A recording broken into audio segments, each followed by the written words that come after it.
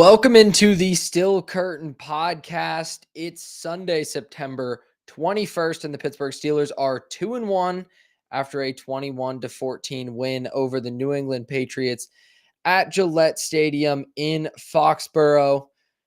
I'm Josh Yourish, and today I want to start off this instant reaction show coming off of that win with a little bit of a story. I typically start my Sunday the same way every week. Saturday is a long day for me, covering college football. I'm up late writing, get up as early as I can possibly muster on Sunday to go to the trail for a run, and then get back around 1 to make some food and a smoothie. And then I obviously catch up to the game on replay, have it recording, skip through all the commercials. But while I was making some food, I turned on the Rams and the Eagles game because obviously that's just an intriguing one in the NFL. Two really good teams. The Rams pushed the Eagles a lot in the playoffs last year. So I wanted to see what that looked like before I locked into the Steeler game because I have to watch that with a different intensity, obviously, than just, while I'm making food and having a game on. And so I watched that game with Matthew Stafford and that Eagles defense and Jalen Hurts. And then I watched for about a quarter. Then I was ready to lock into the Steelers. And man, it looked like two different sports. The Steelers won this game. The Steelers are 2-0. I think both of their wins have come against bad teams. I thought that today the Steelers winning 21-14 again with those 5 turnovers that they forced, 2 of them down near the goal line in goal-to-go situations. That was 2 bad football teams. That was a slop fest of a football game, and it was 2 bad football teams. And I think that's what we have to reckon with. It's good that the Steelers are beating bad teams. Absolutely. That's the standard of even a mediocre team, right? You got to take care of business against the bad teams. And the way the schedule laid out for the Steelers this year, it's pretty soft through the first 4 before the week 5 bye. Next week against maybe Carson Wentz and the Vikings. They just pumped the Bengals today. I'm not sure if JJ McCarthy's going to get the start in that one in Ireland. Either way, just a good chance to get to 3-1. That's real. And the Steelers needed to get to at least 3-1 in those first 4 games to have a puncher's chance at the playoffs. And it's what they always kind of do. They find a way. They force the turnovers. They make those plays on the margins. They did it again today. They did it against a bad football team, and I still don't think the Steelers are a very good football team. We're going to get into the numbers. We're going to get into reaction on the offense and the defense, and obviously your weekly Rodgers report. We'll dive into the Rodgers report a little more deeply tomorrow with the deep dive show. If you're joining us today, I was supposed to be joined by my co-host Mark Powell, who is back from Italy from his honeymoon trip, but he fell ill on the way back and doesn't have a voice at the moment. So I'm flying solo once again, and I'll be flying solo tomorrow as well. So I hope that you are subscribed for all the content. Let's dig in. The Steelers defense. I want to start there because it's kind of been everything's been a bit of a hot topic, right? But the defense has been legitimately struggling. And this week it allowed 368 total yards to the Patriots. 5.2 yards per play, not staggering. 5.9 yards per attempt for Drake May, who was forced to dink and dunk quite a bit. Like, I thought the Steelers did an okay job keeping things in front of them, but he had a streak of 13 straight completions. Second-year quarterback, he finished 28 for 37 for 2 touchdowns. And the interception that Cam Hayward was able to get his paw on in the end zone before the end of the first half. Without that interception. And that's a great play by Cam Hayward, right? That's why you pay him the extra kicker money before the season. That's why he's so valuable to this team. That's why he was the first team All-Pro last year. I thought Cam Hayward was the best player on the field all day. TJ Watt got 2 sacks, finally broke his drought of 6 straight games without one. Going back to last season, he gets 2, kind of a cleanup job on the second one. The first one got lucky, matched up with the tight end. But Hayward was easily the best player on the field to me. I thought he was really impressive and disruptive in the middle. The defensive line looked better with the arrival of Derek Harmon. Of course, this is Derek Harmon's debut game, the first round pick, after missing the first 2 games with that MCL sprain he suffered in the preseason. Got to dig deeper into it, right? But I think that the Steelers' defensive line looked like it just had more bodies. You essentially, Isaiah Loudermilk on IR now with an ankle sprain. You essentially swap Loudermilk out, put Derek Harmon in.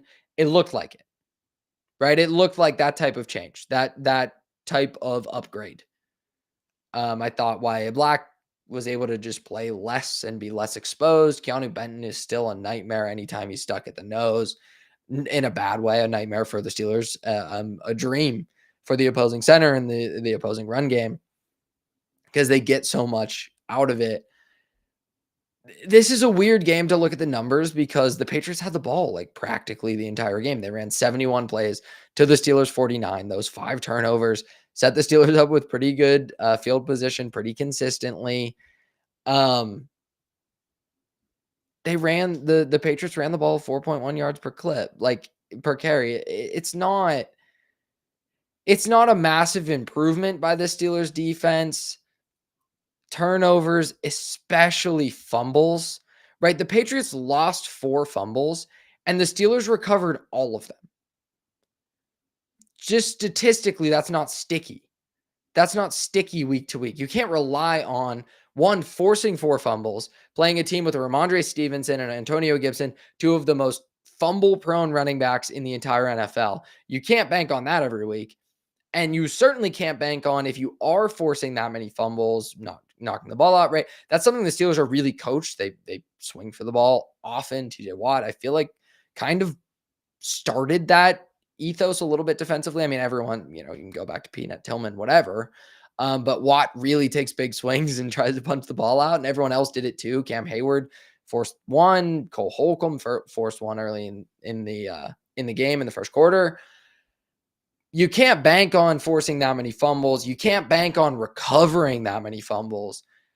I think the Steelers defense is still has the same problems that it had. Cole Holcomb in this one started for Peyton Wilson and played a lot more, especially on rundowns. They still like Wilson in coverage and dime packages and, long third downs. You saw Wilson out there. He played a decent bit. I thought he was pretty lost in coverage still, especially on that Hunter Henry seam ball touchdown. Wilson was completely lost in coverage on that play. Holcomb looks like the better player right now, which is a big surprise coming off that injury. Jabril Peppers started for Juan Thornhill. Chuck Clark and Jabril Peppers, not a great safety duo. I like Patrick Queen against the run. I thought he actually played the run pretty well today. He was flying around a little bit the past 2 weeks. I've been pleased and maybe pleasantly surprised with Patrick Queen because I'm not a big Patrick Queen guy. But I thought he played better, especially against the run. But there's a clear weakness in the middle of this Steelers defense, especially, if you're playing so much cover 3, as much cover 3 as the Steelers are going to play, and they continue to do it. Okay. The seams and slants and everything, that's the weakness of that defense. And the Patriots, Josh McDaniels has done this before. Josh McDaniels has played Mike Tomlin defenses before. He's had a bit of success, wouldn't you say? They look completely comfortable getting the ball to their tight ends and getting the ball over the middle of the field, completing a lot of passes. That's why May was able to complete 13 straight. Hunter Henry ended this one 8 for 90 with 2 touchdowns. He was by far their leading receiver. Ramondre Stevenson, 3 for 38. Austin Hooper, 2 for 28. That's the Patriots' 3 leading receivers. That says something about a receiving group led by Kayshon Boutte, Matt Collins, and Stephon Diggs, like wide receiver group. But it also says a lot about the weaknesses and vulnerabilities of the Steelers defense. And it's all up the spine. Building a defense through the spine is what the Ravens have done really well in recent years with Kyle Hamilton, Roquan Smith, Nnamdi Madubuike. Um, Building through the spine can give you so much, such an advantage because it allows you to kind of stifle any offense. You know that you can stop the run up the middle, that you have strong safety play over the top. Um, and the Steelers are so weak through the spine right now, despite spending a lot of resources to try to get better there. And some of that is Deshaun Elliott's injury. And some of that is Peyton Wilson's seeming regression in year 2, which continues to be a theme for Steelers young defensive players. Keanu Benton popped in year 1, year 2 regression, disaster year 3. Peyton Wilson now in year 2 looks to be taking a step back. Joey Porter Jr. popped in year 1, year 2 taking a step back. I think there are real concerns. And John Edborg in the chat, always love hearing from John, always love hearing from everyone in the chat. So share your thoughts, anything. John, with this, I always feel like I need a shower after watching the Steelers. Yeah, especially today. It was ugly on both sides of the ball, and we're going to get into the other problems on offense and with Rodgers. But I think they're just like structural issues with this defense that aren't going to get fixed in a year. And if the Patriots, Drake May, I'm in on Drake May. Like, I think he's going to be a good quarterback. I think he needs more weapons, and they're far away. The Patriots are still a long way away. Even with Vrabel taking over, like some more institutional stability there, they're a long way away. And they were able to move the ball with relative ease other than the turnovers. And when you only cash in on 2 of your 4 red zone trips, you don't get any points on the other 2, you're going to lose a lot of football games. And the Steelers let the Patriots lose this football game. That's a good thing. Like, that's a Mike Tomlin thing, institutional stability type of win where you just make the plays on the margins. You don't make as many of the big mistakes because there were still a lot of big mistakes, but it's nothing that's making me feel differently about this team. I knew this team was going to get a lot of wins like this. That's why, even after how disastrous the defense has looked through or had looked through the first 2 weeks, I'm not even going to say it looked much better this week. To me, it looked the same. It just got turnover luck. If you want to say it looked differently, okay, I'll exclude this one. That's why I still only adjusted my win total expectation down from 9 to 8. Because the Steelers are going to win games like this. They, at times, let bad teams, they get out of the way of bad teams. When they're going to lose it, let them. And the Steelers did that, but I'm not very encouraged. The linebacker play is not getting better. Peppers and in for Thornhill. Thornhill played a lot more late. Chuck Clark had his issues. That's one of the worst safety groups in the NFL, if not the worst safety group in the NFL. The Miami Dolphins would like a word in that competition, even with Minka. But their secondary is just atrocious. That's such a bad group, and the linebacker group having problems. And then, I mentioned Cam Hayward playing really well in this one. And he did. He looks like a superstar again. He's an ageless wonder. Cam Hayward and Calais Campbell are ageless wonders on the defensive line. You can age somewhat gracefully in that position. It's physicality more than it's, true like burst athleticism that you need on the edge, which is where I'm leading. So there he's aging gracefully and like Campbell and like some others. Man, TJ Watt doesn't seem to be aging well. 2 sacks are going to cover it up. Like, to me, in week 1, Aaron Rodgers had a 4 touchdown performance. I thought he played poorly. And that just papered over it. So the narrative coming out of it was like Rodgers is back. And he wasn't. And we'll get to it in this game. In week 3, I think there's a chance the narrative coming out of it can be TJ Watt's back. No, he's not. No, he's not. And the Patriots were not afraid of him at all. Mike Tomlin mentioned it at halftime, like the Steelers had to be better on 3rd down. They were better on 3rd down in the second half, but not because of pressure. Drake May had so much time. He went the Patriots went 6 for 13 on third down, I think, in this one, with some fourth down conversions thrown in there, including one from their own 15-yard line, because Mike Vrabel is not scared at all of this Steelers defensive line. And Josh McDaniels and Mike Vrabel and all the offensive game planners in New England were not afraid of TJ Watt. Like, we couch the TJ Watt's not getting as many pressures, TJ Watt's kind of being limited in schematic stuff. The Steelers don't move him around a lot. And all that's true.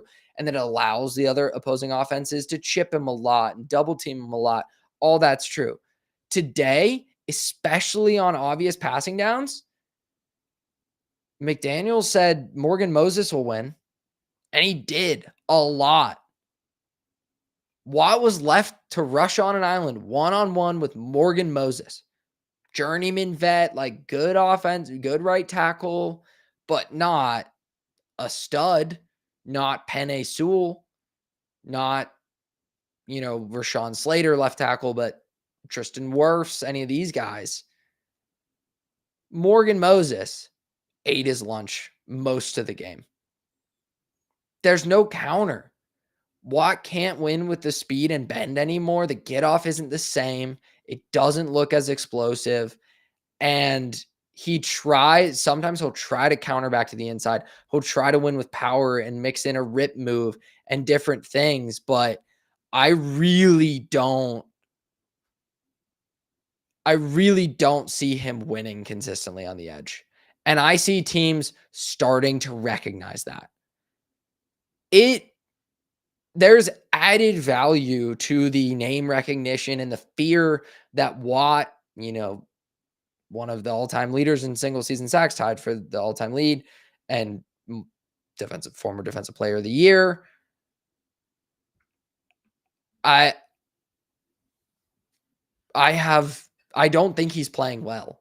And there's some value in that name recognition and whatnot with how offenses structure their pass protection plans, and especially on third downs, chipping, and they have to hold tight ends in. And they did some of that, but there were times that McDaniels was letting Hunter Henry go one-on-one with TJ Watt.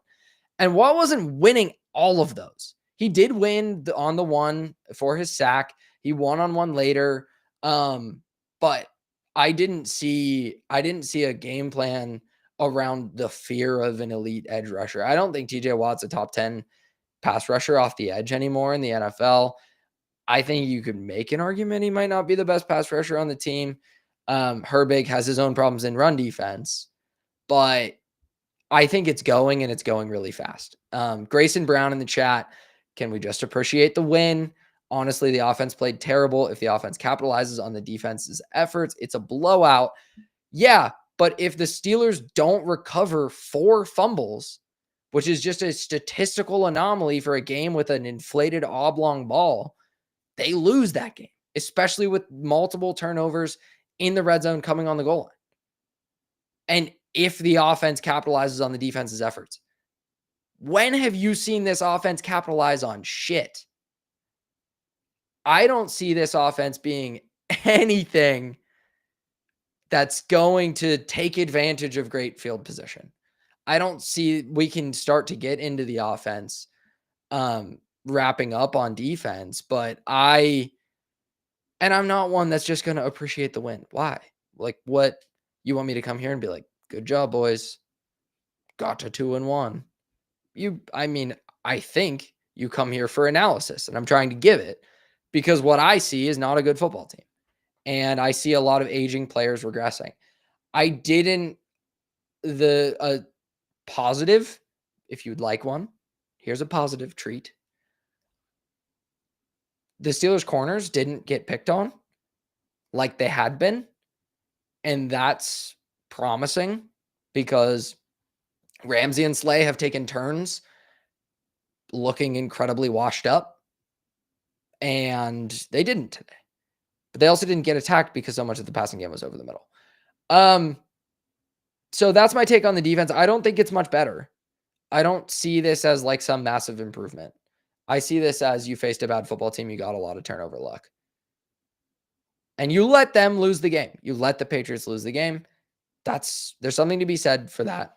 All the fumbles were forced by the defense. No need to be negative. Yes, from Grayson Brown again in the chat. And I appreciate the back and forth. Like, this is what we want out of these instant reaction shows. Yes, all the fumbles were forced by the defense. They're aggressive, going at the ball. Like, that's a skill. There's something to that. But there's so much turnover luck, especially fumble recovery luck, just with how the ball bounces. Like, the fumble recoveries are not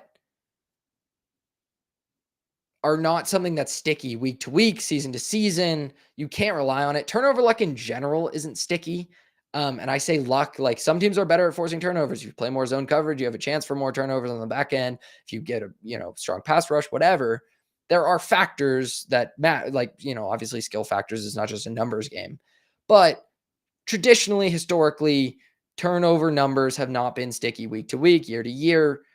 And I don't think defensively your philosophy can be bend, don't break. We'll get him to the goal line and we'll strip the ball out.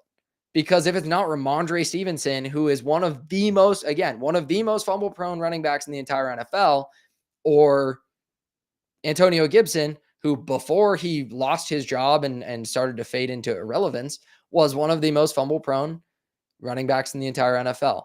I don't think you win this game. So it was ugly, I think, both ways. And yes, the Steelers were able to win it. That's good news. But I'm not over the moon about the performance of the defense. And now we can get into the offense, which, as Grayson Brown said, needed to capitalize on the defense's efforts, and did not. And continues to have a lot of the same issues. I loved last week on my Monday show, I talked about potential solutions, right? Like, that was kind of the idea of that show, is I'm going to lay out all the problems that I see as I see them. And then we'll get into how can this be solved?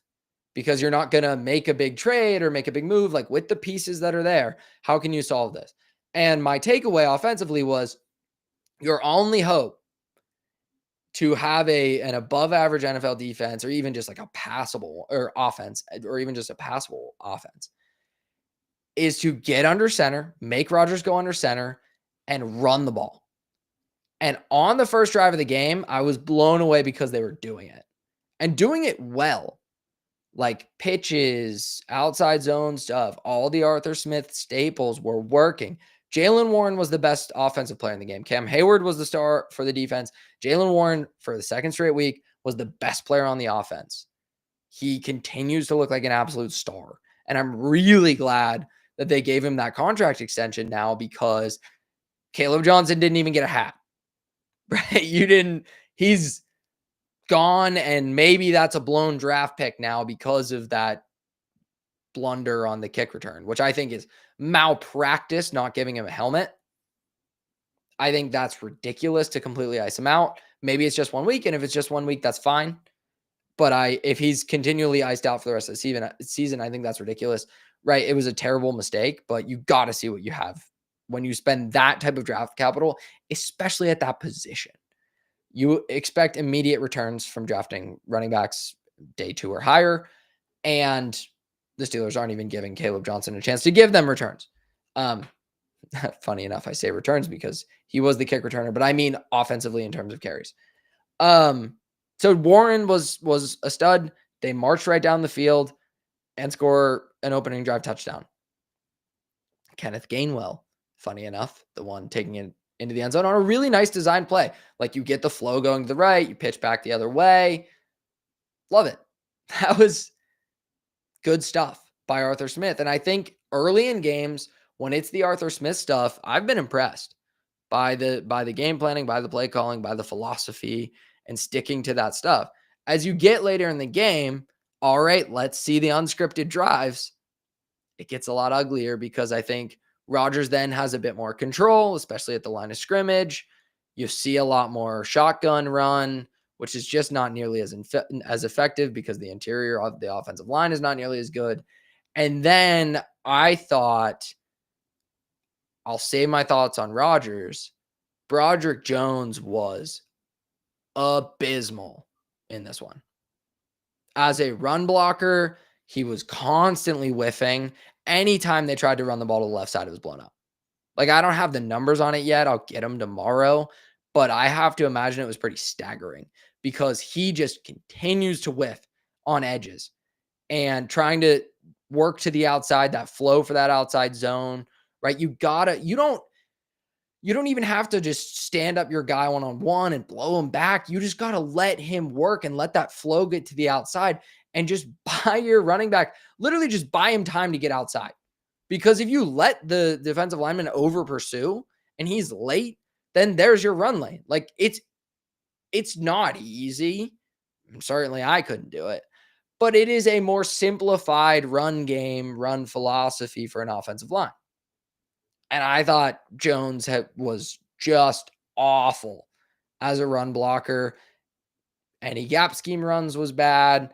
And then allowing pressure on Rodgers constantly.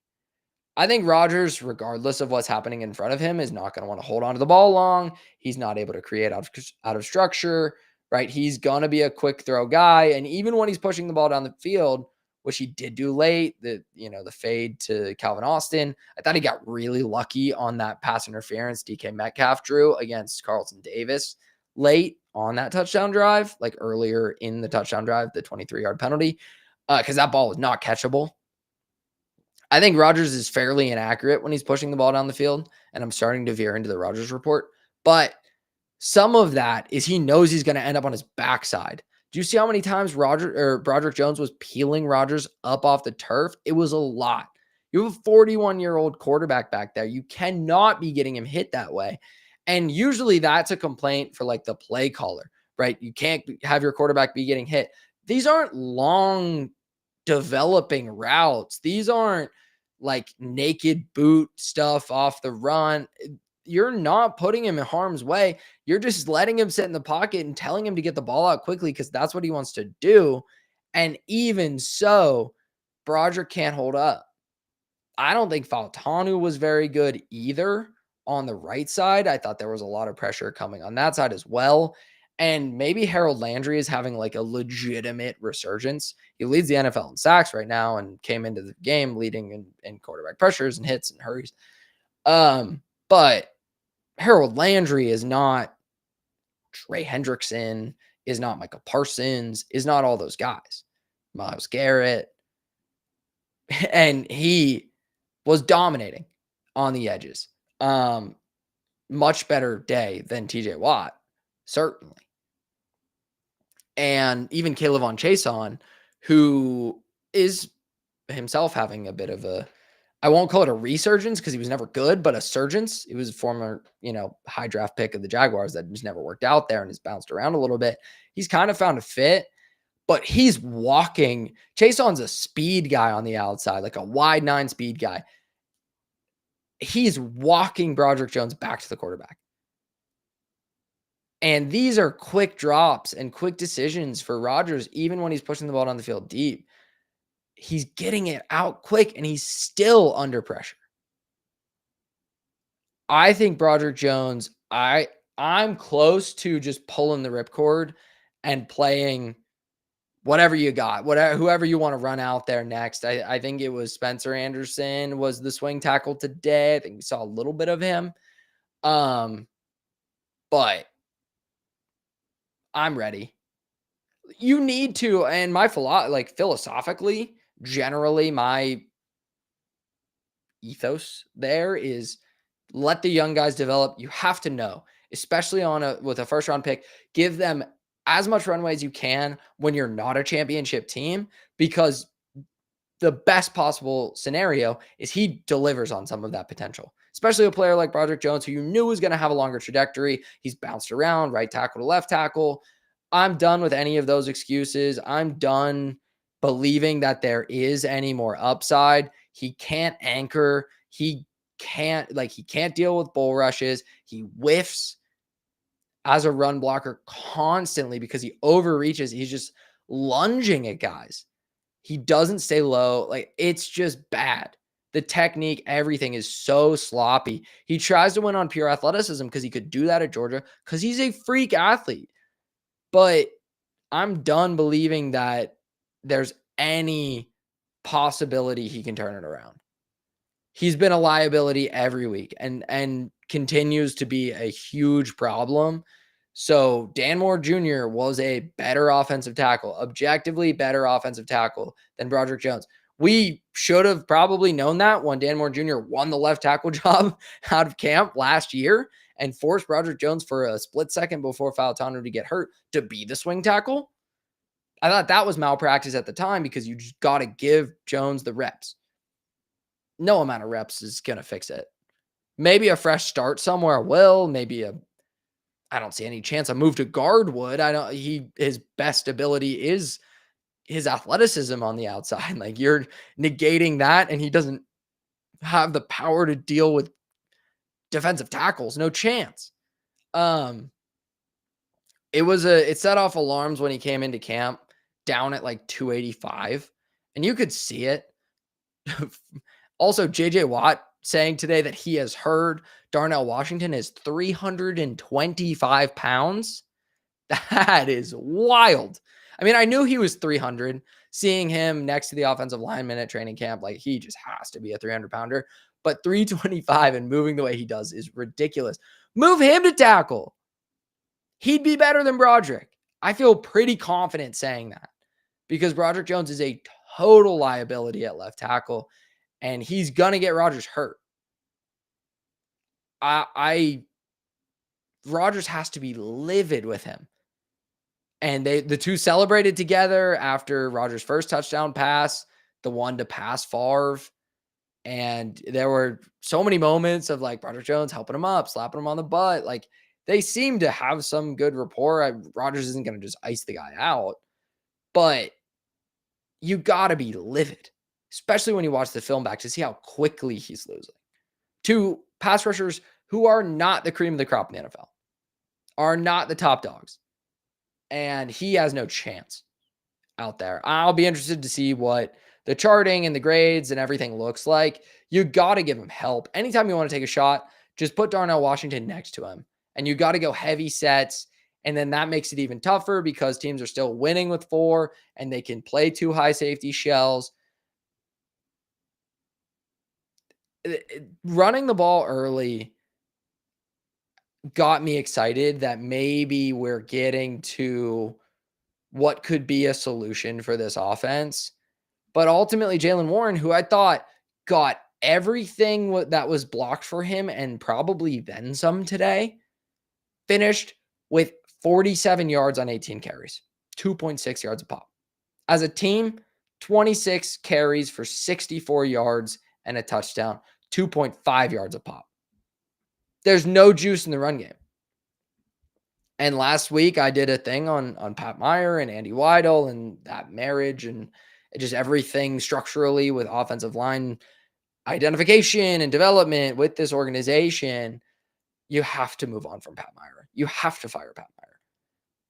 He has talented pieces, and he's doing nothing with them. The offensive line is still a problem. They did everything to overhaul that group, and it's still a huge problem. I don't see Broderick Jones turning around. I'd be fine if they moved on to one of the backups or Andrews Pete or whoever they felt comfortable with, because again, you're not really in a developmental phase. You got to try to milk what you can out of this Rodgers year, and I don't think it's a lot. I don't think there's a lot to be milked. I don't think there's a lot of Rodgers is just too long in the tooth. To me, it's done, but it's definitely going to be done if he's constantly on his backside because his left tackle can't protect anything. You won't get to see longer developing routes. You won't get to see Rodgers push the ball down the field. And I don't think, as we parlay into the Rodgers report for week 3, I don't think there's a lot of juice left with Rodgers. I don't think he's got the arm really anymore, not to the level he did, at least not with the accuracy. I think it just takes a lot more for him to push it downfield, so that maybe the horsepower is still there, but takes a lot more effort, and you're just seeing him spray the ball. But we're not going to see long designer stuff, play action, longer developing routes to try to push the ball downfield, at least in structure, because I know it's not going to happen out of structure. At least in structure, you're not going to see that if you can't protect. That's why the Chiefs, I mean, just looking somewhere else in the NFL, completely different quarterback who, in their prime, somewhat similar quarterbacks. That's why the Chiefs haven't in recent years. They've become a dink and dunk, death by 1,000 cuts offense because they can't protect. They can't protect to take the shots. And going back to that Eagles-Rams game that I was watching early on, and I don't know how it finished because it was really close. At the end, Stafford was able to get shots to Devontae Adams because he was protected against the Eagles' defensive line, especially when teams are playing a lot of too high shells. And everyone continues to play too high shells against the Steelers because they cannot run them out of it. So if you can't run the ball and you can't protect to try to take some shots, because you got to let things develop to push it downfield against a too high shell, you're in trouble. You are in trouble. And so I don't think this was a particularly impressive performance from Rodgers. If you want to give your thoughts on Rodgers, like fire away in the chat, please. Maybe a grade of this performance. I'm actually genuinely interested in what other people's opinions are of this offense, of Rodgers, how he's played. Do you feel it's the offensive line limiting him? It's the receivers limiting him? It's Arthur Smith limiting him? Or is it Rodgers limiting everything else? I'm somewhere in between, but I'm not pro Rodgers is great. Just block it up for him. So I'd be interested in any thoughts in the chat with that. You finally saw a DK Metcalf jump ball in the end zone, right? He won it for the touchdown. Love that. Like, you got to give your big physical receiver a chance. You saw a couple screens to Metcalf to try to just get the ball in his hands. Calvin Austin winning again on a back shoulder route. Just so much separation for the game-winning touchdown. I've loved what I've seen from Austin most of the season, barring the, scramble drill mishap, which the Steelers had another scramble drill mishap today when Freiermuth, it was a third down, Rodgers rolling left. Freiermuth should have sat down after he lost his defender, but he kept working towards the sideline, towards the flat, and Rodgers threw it where he was, not where he was going. Again, I think that's probably on Freiermuth. So maybe that's something that I'm missing in my negativity about this offense and the ability to turn it around. I don't think it'll happen without the run game, and I don't think the run game is going to come along. If you can't run it against New England, I don't see it happening. If you haven't been able to run it against the Jets and against New England, I don't think you're just going to be able to suddenly run the ball against better defenses. But maybe that's something I'm missing, is that as Rodgers has more time with these guys, you're going to see them get used to what he's seeing, start to see the game through his eyes a little bit. It's not going to be a Brady Gronk, Mahomes, Kelsey like type of thing. But if you think back to week 1, Rodgers had a bad miss over the middle, and it looked like an ugly, inaccurate throw, but you saw him afterwards, and Rodgers is blaming everyone after just about every play. But justified in some cases, like maybe he's just trying to get them to see it. He was telling I think it was Freiermuth, keep running instead of bending it off. Like Freiermuth kind of bent it off in the middle on that seam route instead of staying up the seam, and he kind of ran more into coverage, and Rodgers was throwing it up the seam further. Today you saw Jonnu running a seam, and I thought it was maybe Rodgers' best throw of the day. He bends it to the middle because that's where the room is in the zone coverage, and Rodgers is able to rifle one in between the linebacker and the safety for the completion. And I was like, okay, that looks different. Like it immediately made me think of that Freiermuth play and recognize that maybe, just maybe, as they have more time on task together, it's going to start to turn around. I'm not totally sold on that because I think it would require, as Sean Ireland brings up here, and I'll get to him in the chat, the offensive line to be a lot better. You would have more diverse weapons in the passing game, and Rodgers to have some off-schedule creation ability. Again, we see in another week where Rodgers tries to scramble and just absolutely can't, tries to create out of the pocket, absolutely can't. And Drake May, while he did have a fumble, he ran into a couple of sacks, was able to, on that 2-minute drive, eat up a lot of ground with his legs and get away from the thumbnail of this is him getting away from Derek Harmon on a boot that he turned into a first down. That's just so incredibly valuable, and the Steelers aren't going to have that. Sean Ireland in the chat with Aaron, it really comes down to the O-line because he's getting hit even with quick passes, and the run blocking is so bad, so you can't really open up play action plays. I don't disagree with any of that. I still think Rodgers, even in a perfect situation, is not going to be one of the 15 best quarterbacks in the NFL. I don't think he has that anymore. I think it's really hard for any immobile quarterback to be there, just with the way the game is played, especially with those shell zone coverages. You have to be able to hurt them as a scrambler. And if you want to play out of the shotgun so much, you have to be able to have the threat of the quarterback run for the 11-man run game. And that's what we see with Jalen Hurts and different Lamar Jackson, these different guys who are some of the best gun run teams in the NFL. The Chiefs are struggling to do it because Mahomes has it as a scrambler, but you're not respecting him in the design run game. So I again, like on Sean's point in the chat, and thank you, the O-line is the root of a lot of these issues. And I think it could be better if that group played better. So maybe I'll back off on Rodgers a little bit, but then you think back to a pass intended for Freiermuth late in the second half. Freiermuth just running it out, has man coverage, good look, it's blocked up. Rodgers way behind. Hit the linebacker in the back, like way behind, yards behind. And that's not a miscommunication. That's just a spray. That's just Rodgers doesn't miss that throw 5 years ago, and he misses it badly now. So I think there's blame to be shared everywhere on this offense. And again, if they can't get under center and run teams out of these too high looks, it's not going to get any better. You don't have the yak guys you need.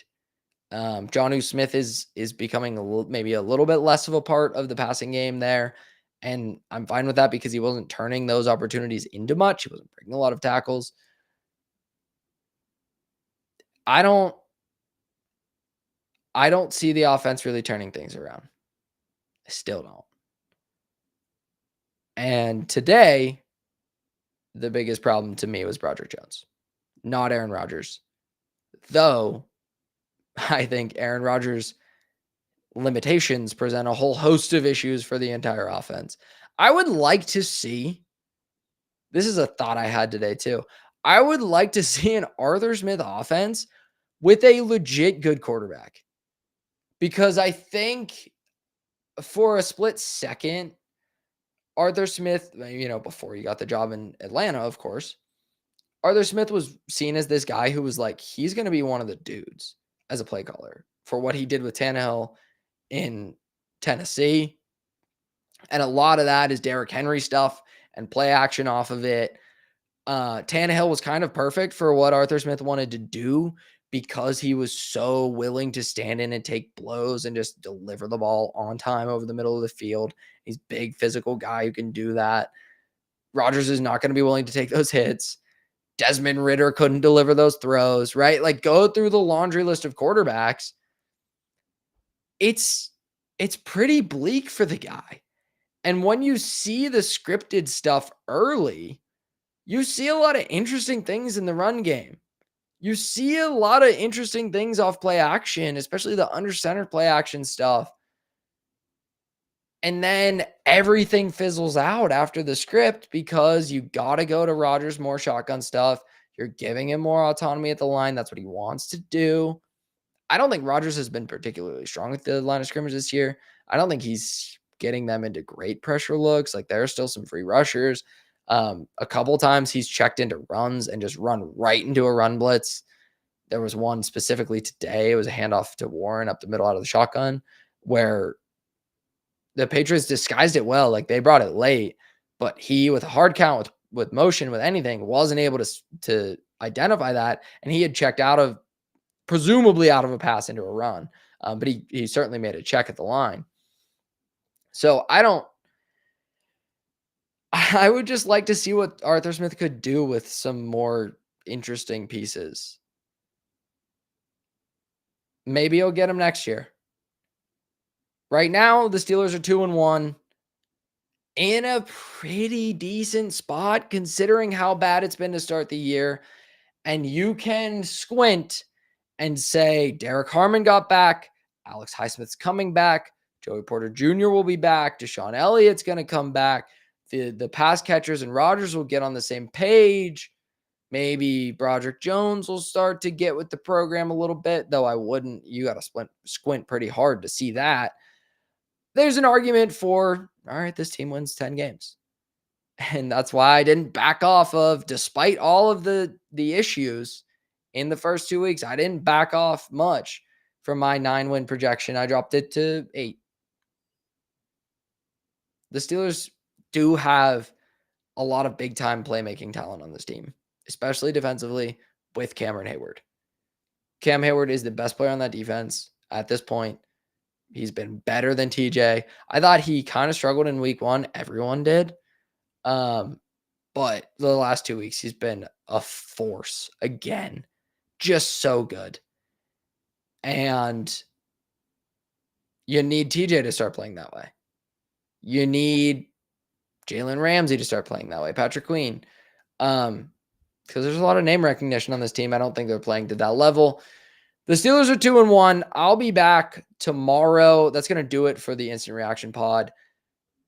I'll be back tomorrow with a deeper dive into this game. Gonna, obviously do a rewatch and dig into the numbers and everything. Probably have some different things to talk about. I'll deliver on some of the charting with TJ, with Broderick Jones. So make sure that you like this episode, that you subscribe to the podcast on YouTube, everywhere you get your podcast. So that's going to be in your feed tomorrow.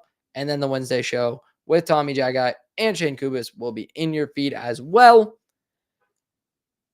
I'll talk to you tomorrow. Until then, have a wonderful night in Pittsburgh or wherever else you are.